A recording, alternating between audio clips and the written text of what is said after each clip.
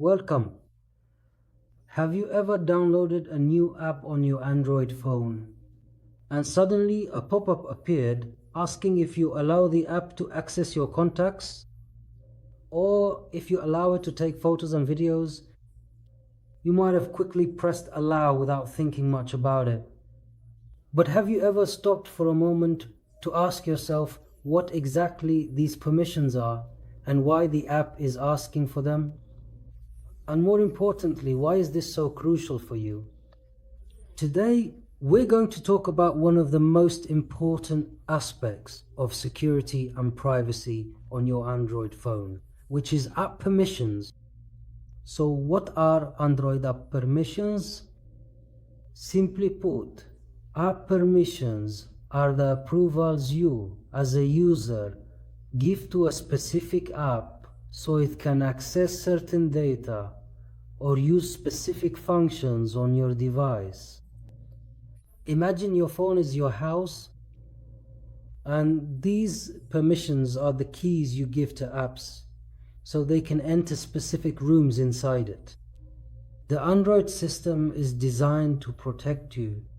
No app, just by being installed, can access your photos, location, or messages, or even use the camera and microphone without your clear and explicit consent. And this is the role of these permissions. So how can we control these permissions, revoke them, or grant them approval so we can use our device's apps comfortably and easily, or block them to increase the device's security? The method is very simple and straightforward, as follows. Let's take a look. The feature found in modern Android devices is called the Permission Manager, which is the permissions management tool. So for example, as soon as we go to settings, then use the search button and type in Permission Manager. Permission Manager. We do a search and the first option that appears is Permission Manager under the Apps section. As soon as we click on it, we see all the permission items or authorizations that the apps require. For example, you have body sensors, which refers to biometric data. Of course, in my case, I'm using a Samsung device. Naturally, these are the essential apps that are supposed to be enabled by default.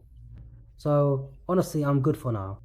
Samsung Health, Samsung Members, Bixby, all of these request access to the body sensors, and there's no issue with that. But in your case, if you notice a specific app that you installed and it doesn't really need to use this feature, you can simply disable it, for example, through Samsung Health. Here you select and press Don't Allow or Allow only while using the app, meaning either don't use it at all or only use it when the app is in use, and the same applies to other examples. For the calendar, which apps are using the calendar on your device? Here you have the apps that are allowed and those that are not allowed. The allowed ones are labeled allowed, and the ones that are not allowed are labeled not allowed. You grant or deny permissions simply by selecting any app and clicking allow or don't allow. It's that easy and straightforward. For example, the camera, what are the apps that use the camera? For instance, the microphone, most importantly, which apps are using the microphone? For example, I have allow enabled for Google Meet. Let me set it to don't allow. For example, I don't want to say anything about allow anyway. So now that's it. It won't be available for use unless I open Google Meet. A prompt will appear asking if you want to allow its use or not. You just tap to allow it if you want to use it. And that's it. It's that simple. This is an easy part when it comes to fully controlling app permissions through the settings feature. There's another way, which is by managing each app individually. For example, I have this app, which is specifically for managing WordPress sites. We tap on the icon, then tap on the notification symbol at the top. Tap on it, and then you find the permission section below the notifications. Notifications, which means alerts or push notifications. Permissions are the authorizations. Tap on them and set all to don't allow.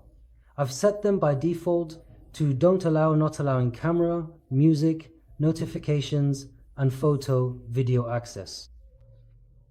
You should apply this approach to every app you have. Go through them one by one, whether using the first method or this one. So you can make sure that all the apps, you only grant them the permissions you actually want to allow, or you can revoke or allow them based on your personal usage. And ideally, in all cases, for third-party apps that are not part of the core Android system, you should set them to don't allow. But for third-party apps, any third-party app, for example, one you download through Google Play, you should set it to don't allow. If you need it, you can grant permission based on how you use the app. And this is one of the ways to protect Android devices, because this method makes it much easier for your device to be hacked through third-party apps. But if you follow this method, you'll keep yourself much safer. Thank you for watching. If you enjoyed the video, please support us with a like and a share. Once again, we thank you for watching. See you next time.